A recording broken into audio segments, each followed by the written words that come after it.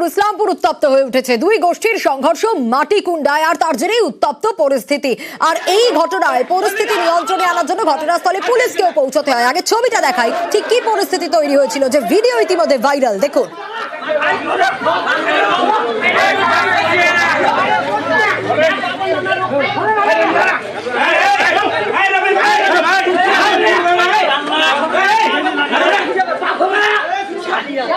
এমনই পরিস্থিতি তৈরি হলো যে পরিস্থিতি নিয়ন্ত্রণে আনার জন্য ঘটনাস্থলে পুলিশকে যেতে হলো। চঞ্চল আরো ডিটেল জানাতে পারবে এই বিষয়ে। চঞ্চল, যে পরিস্থিতি তৈরি হয়েছিল সেই ছবিটা তো আমরা দর্শকদের দেখাচ্ছি, কিন্তু কেন এই পরিস্থিতি তৈরি হলো, এই সংঘর্ষের ঘটনা কেন, সূত্রপাত কোথায়?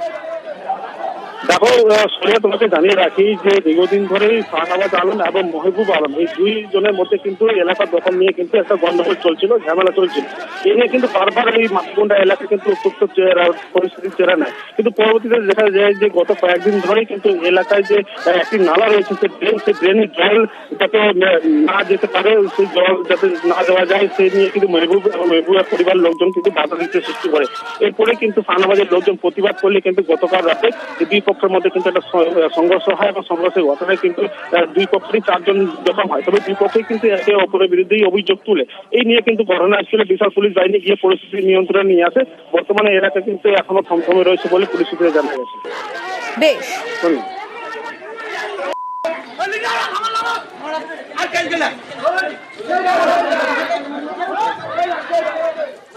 ওই মেহবুব ওর কাকাতো ভাইটাই, ওরা সবাই আমাদের সরকারি ড্রেন আছে জল নিকাশির, ওই ড্রেনে জল ফেলতে দেবে না।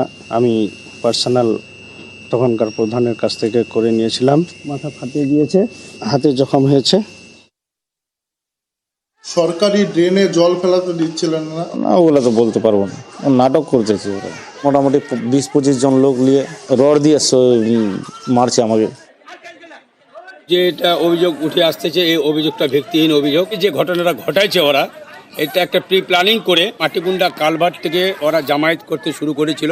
ওখানে শফিকুল দার ছোট ভাই এমডি রফিক আলমের সাথে কথা কাটাকাটি করে প্রি প্ল্যানিং করতেছে যে মেহবুব এক্স প্রধানের বাড়িতে কি করে হামলা করা যায়।